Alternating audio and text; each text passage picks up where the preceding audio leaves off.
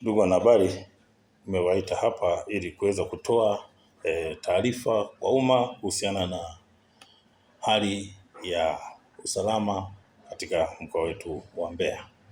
Kufuatia uzushi na uvumi wa baadhi ya watu kuzua taharuki waliokuwa wakieleza kuibiwa nyeti zao baada ya kuguswa bega, hali iliyopelekea vitendo vya uvunjifu wa amani katika mkoa wetu wa Mbeya, ikiwemo vurugu na kusababisha baadhi ya watu kupoteza mali zao, lakini baadhi kujeruhiwa, ni kwamba jeshi la polisi mkoa wa Mbeya kufuatia hali hiyo liliweza kufanya msako dhidi ya wale wote ambao walihusika katika tuhuma hizi na kufanikiwa kukamata watuhumiwa 85 kwa tuhuma hizi, na kati ya hao watuhumiwa 16 hao wamekwisha fikishwa mahakamani na kesi zao zinaendelea, ziko katika hatua mbalimbali.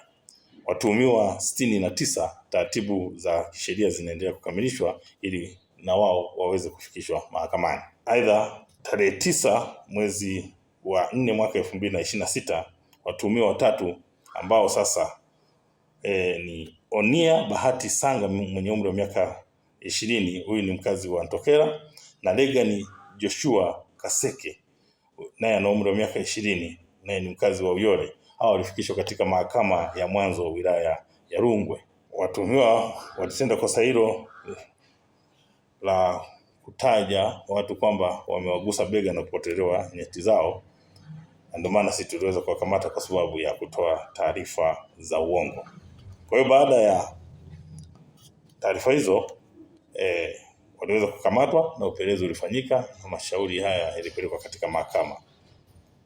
Kwa hiyo mtuhumiwa mwingine Hashim William Mwanasenga mwenye umri wa miaka 29, huyu mkazi wa Mahangu, naye alifikishwa katika mahakama ya mwanzo Irongo wilaya ya Mbalali, naye aliweza kutiwa hatiani. Kwa hiyo watuhumiwa wote watatu kwa pamoja katika mahakama mbili tofauti wameweza kutiwa hatiani kwa kutumikia kifungo cha miezi 6 kila mmoja kwa kosa la kutoa taarifa za uongo kwamba walipotelewa sehemu zao za siri.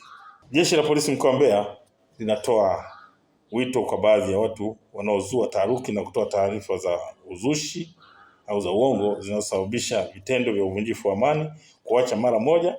Aidha, jeshi la polisi mkoa wa Mbeya linakemea na kutoa onyo kali kwa wale wote ambao wanaandaa maudhui ya uongo na kusambaza kwenye mitandao ya kijamii kuacha mara moja, kwani hatua za kisheria dhidi yao zitachukuliwa na watafikishwa mahakamani.